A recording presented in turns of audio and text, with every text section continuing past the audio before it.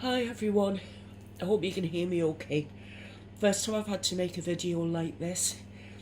Um, I haven't been out of bed till sort of the last couple of hours, and I'm all swollen. And I'm far too swollen to go on camera. I'm just about get my eyes open, but I just look awful. So I promised I would bring you your Wednesday folk tales, and I don't know why I feel all sort of clogged up and just generally fluish, and could be just the fibro, I don't know. I'm getting pins and needles in my feet, and that's a good thing. So I'll let you know that. So I worked out how to show you my bears, at least some of them. One of them is my Star Trek bear, that's Sarek. The one in the middle, it's a little aromatherapy bear. You actually do, you take out the little wheat bag in the back and you put it in the microwave, and then you stick it in the bear and you give the bear a cuddle, and it makes you feel nice and warm. It's called an aroma bear. And the one on the left is a bear I had knitted for my husband. He likes orange. And there was a medium, a spiritual medium called Colin Fry, who died 3 or 4 years ago. He was very famous. Anyway, he died of cancer, and to raise money for to look after dogs in Spain, stray dogs. If you bought these teddy bears, you could help channel some money into stray dogs. So that's what I did. And anyway, so I borrowed that bear back today, and got these all gathered together around the back. So I thought it's much nicer you looking at 3 nice bears than my swollen face. But anyway, I'm very, very sorry I haven't been able to answer any of the comments from Monday's video yet. I will answer you all. You know how I pride myself on answering you all, and I promise you I will. I don't know whether it's just this cold weather, I don't know what it is. I'm just lacking in energy, make a video and then afterwards it's like, oh, just want to go to sleep. Anyway, I promise you I will get around to it. I will answer all of you. You deserve an answer to each and every one of your comments. Now, only one of you mentioned about a video for today. That was Candace, said she'd have more Winnie the Pooh. But in fairness, we did have that last week. So I realised I hadn't read you Cinderella. So as it's coming up to the festive season, especially here in the UK, and we have a tradition of pantomimes. One of the pantomimes that's going to be on offer, no doubt, up and down the country this year is going to be Cinderella, except it's a bit different from the traditional Brothers Grimm story. So, what I'm going to do is I'm going to read you the proper original story, the one given to us by the Brothers Grimm, and it's called Cinderella. So I want to thank everybody for coming and looking at my bears, or hubby's bear and 2 other bears. And thank you for being here, and thank you for listening. And I'm going to start now, so I hope you're sitting comfortably. Here we go. Cinderella by the Brothers Grimm. The wife of a rich man fell ill. When she realised that the end was near, she called to her only daughter to her bedside and said, "Dear child, if you are good and say your prayers, our dear Lord will always be with you, and I shall look down on you from heaven and always be with you."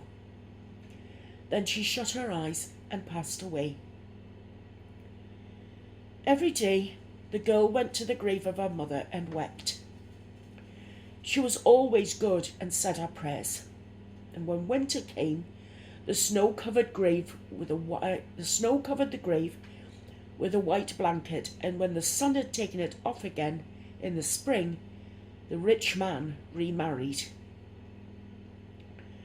His new wife brought with her 2 daughters, whose features were beautiful and white, but whose hearts were foul and black.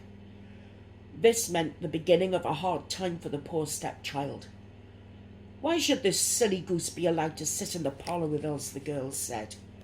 "If you want to eat bread, you'll have to earn it. Out to the kitchen with you, kitchen maid." They took away her beautiful clothes, dressed her in an old grey smock, and gave her wooden shoes. "Look at the proud princess in her finery," they shouted and laughed, taking her out to the kitchen. From morning until night she had to work hard. Every day she got up before daybreak to carry water, start the fire, cook and wash. On top of that, the 2 sisters did everything imaginable to make her life miserable. They ridiculed her and threw peas and lentils into the ashes, that she'd have to sit down in the ashes and pick them out. In the evening, when she was completely exhausted from work, she didn't have a bed but had to lie down next to the hearth in the ashes. She always looked so dusty and dirty that people started to call her Cinderella. One day, the father was going to the fair, and he asked his 2 stepdaughters what he could bring back for them. "Beautiful dresses," said one. "Pearls and jewels," said the other. "But you, Cinderella," I'm sorry, I've got to stop this here. That girl had a name. I know it's only a story. That girl had a name. He's some kind of father that he calls her by the name she's given because she's dirty. Sorry, I'll get back to the story. Sorry, I get too invested in these things. "But you, Cinderella," he asked, "what do you want?"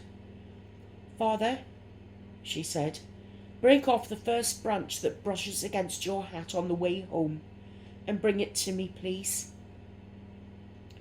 And so he brought home beautiful dresses, pearls and jewels for the 2 stepsisters. And on the way home, when he was riding through a thicket of green bushes, a hazel branch brushed against him and knocked his hat off.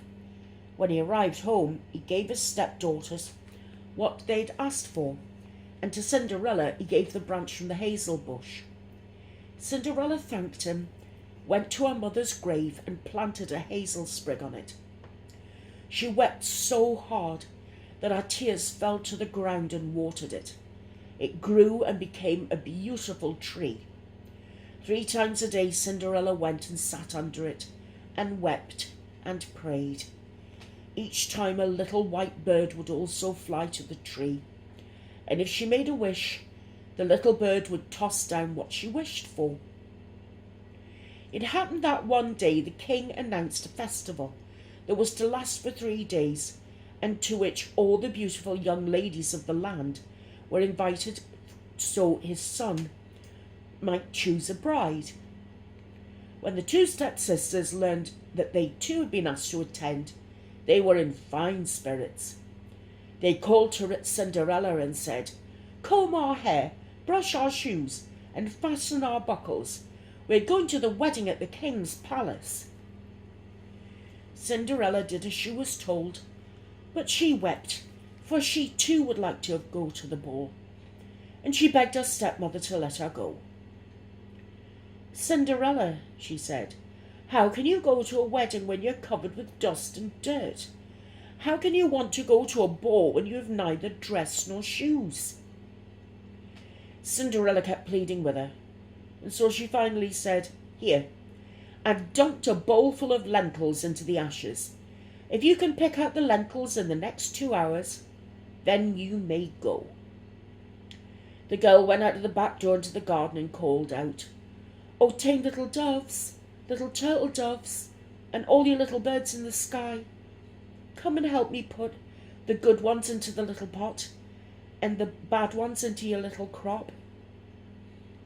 2 little white doves came flying in through the kitchen window, followed by the little turtle doves.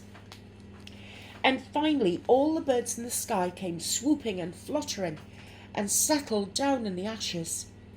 The 2 little doves nodded their heads and began to peck, peck, peck, peck. And then the others began to peck, peck, peck, peck, and put all the good lentils into the bowl. Barely an hour had passed when they were finished and flew back out of the window. The girl brought the bowl to her stepmother and was overjoyed because she was sure she'd now be able to go to the wedding. But the stepmother said, "No, Cinderella, you've nothing to wear, and you don't know how to dance. Everybody would just laugh at you." When Cinderella began to cry, the stepmother said, If you can pick out two bowlfuls of lentils from the ashes in the next hour, then you can go." But she thought to herself, she'll never be able to do it.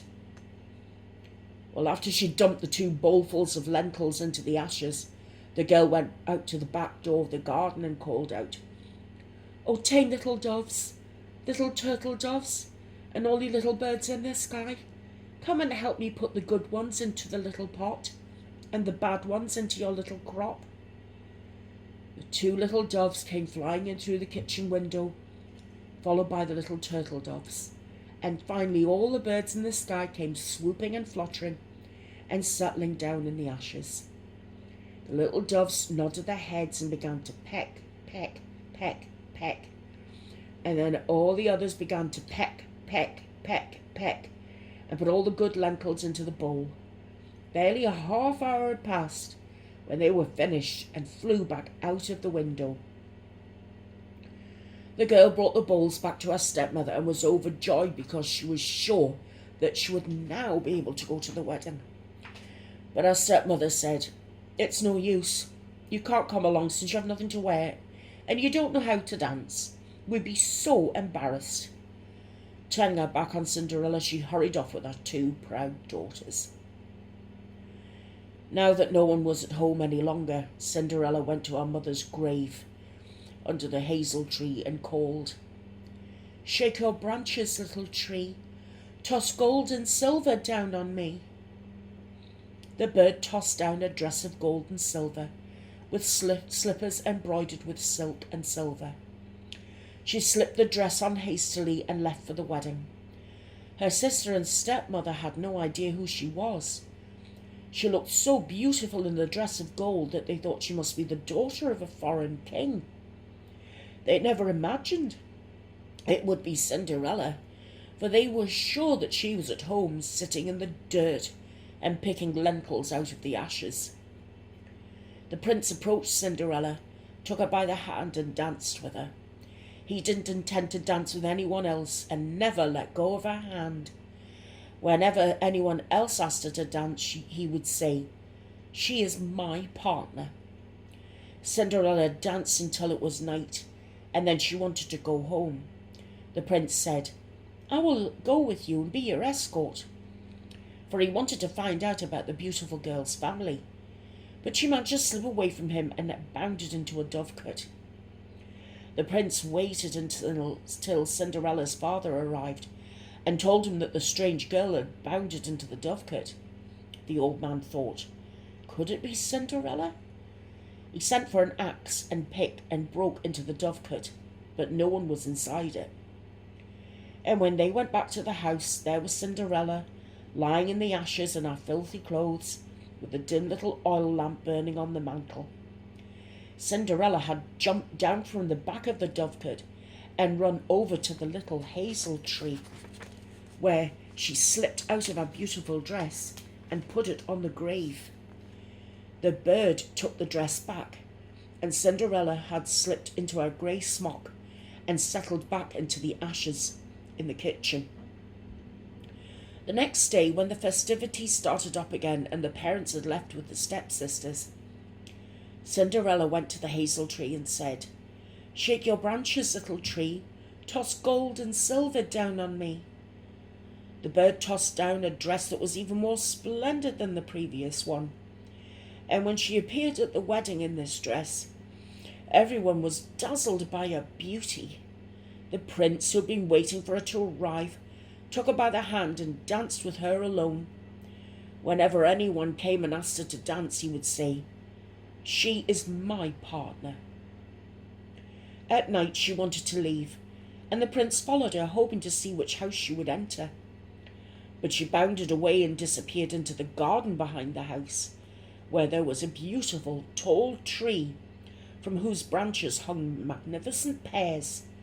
She climbed up through the branches as nimbly as a squirrel, and the prince had no idea where she was. He waited until her father got there and said to him, "The strange girl's escaped, but I believe she climbed up into the pear tree." The father thought, could it be Cinderella? And he sent for an axe and chopped down the tree, but no one was in it. And when they went into the kitchen, Cinderella was, as usual, lying in the ashes, for she had jumped down onto the other side of the tree, taken the beautiful dress to the bird on the hazel tree, slipped on her little grey smock again. On the third day, when the parents and sisters had left, Cinderella went to her mother's grave and said to the little tree, "Shake your branches, little tree, toss gold and silver down on me." The bird tossed down a dress which was more splendid and radiant than anything she had ever had, and the slippers were covered in gold. When she got to the wedding in that dress, everyone was speechless with amazement. The prince danced with her alone, and if someone asked her to dance, he would say, "She is my partner." That night, Cinderella wanted to leave, but the prince wanted to escort her. But she managed to slip away so quickly he wasn't able to follow her. The prince planned a trick. The entire staircase had been coated with pitch, and as the girl went running down the stairs, her left slipper got stuck. The prince lifted it up. It was a dainty little shoe covered with gold. The next morning he went with it to the father and said to him, "No one else will be my bride but the women whose feet fits this golden shoe." The two sisters were overjoyed, for they both had beautiful feet. The elder one went with her mother into a room to try it on, but the shoe was too small for her.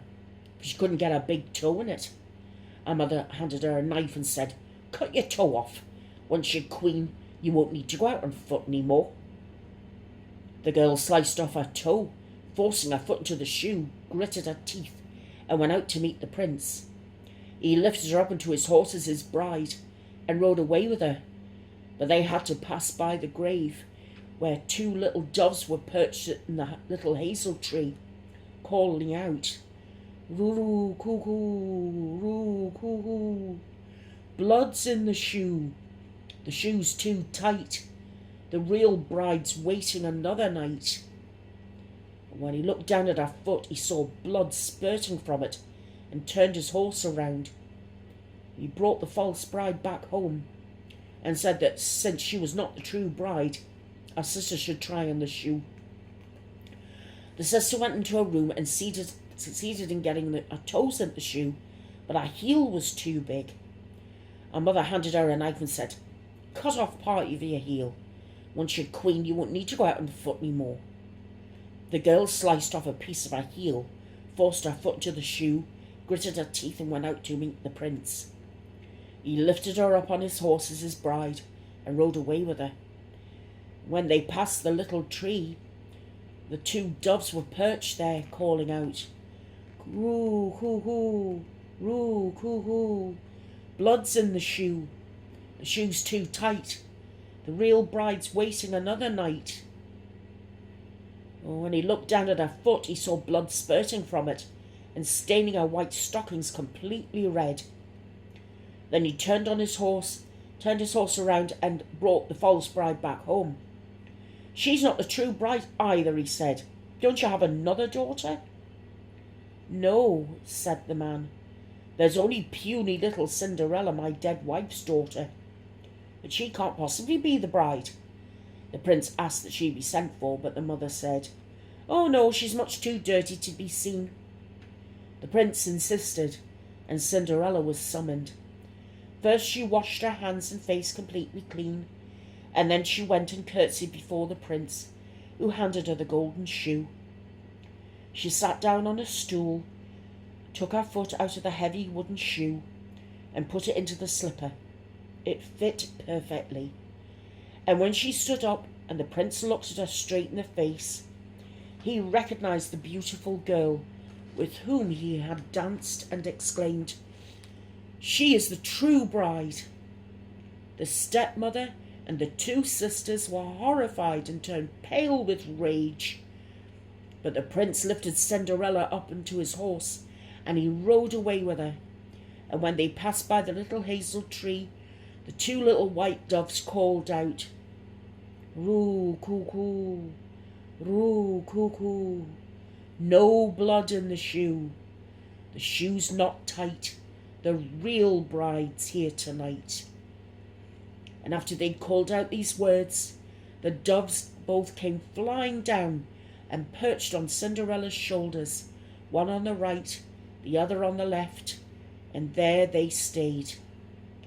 And on the day of the wedding to the prince, the two false sisters came and tried to ingratiate themselves and share in Cinderella's good fortune.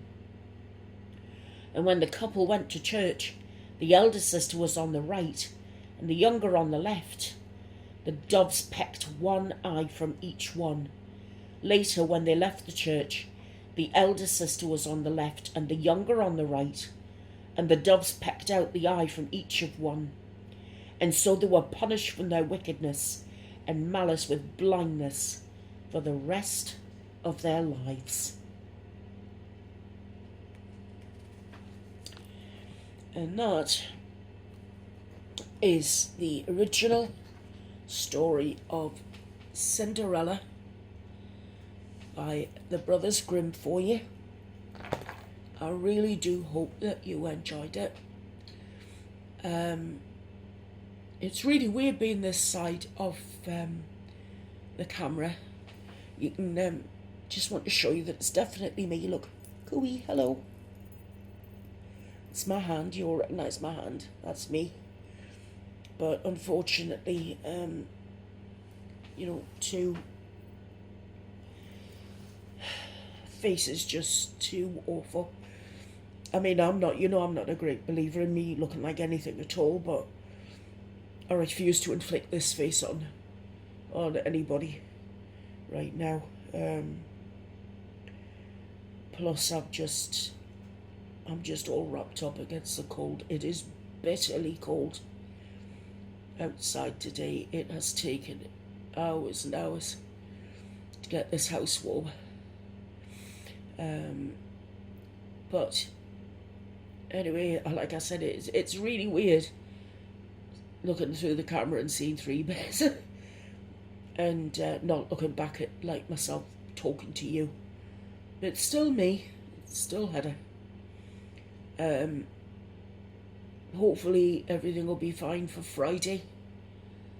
And if all's well tomorrow, then I can get cracking answering all your comments, which, believe you me, I am very, very grateful to each and every one of you for leaving a comment for me. I'm sorry to have let you down. I don't know what's up with me these days. I'm just so lacking in energy. It's crazy. Anyway, I just wanted to thank you again for being here and having the bears entertain you for a change instead of me. I hope you enjoyed Cinderella. Let me know what you think about that. And that's dedicated to all of you and anyone who needs a story to be told to them today. I haven't forgotten little Juliana. She needs a story to listen to. Well, there's Cinderella for her, and I do hope she enjoyed it. It's sent with my love, and obviously the love of all the Haveners here. All being well, I will see the paranormal crew on Friday. And in the meantime, I love you. I genuinely do. I hope all of you are well. I hope wherever you are, you're keeping warm. And if it's nice and warm where you are, then I hope you're not too warm. But by the same token, I hope nobody's too cold either. And please give a thought to someone who doesn't have a home. You know, even if you just buy them a sandwich and a hot drink, it's better than nothing. Anyway, I'll say bye-bye to you for now. And I'll see you all again very, very soon. Take care, guys. Love you. Bye-bye. Blowing you a kiss. Bye.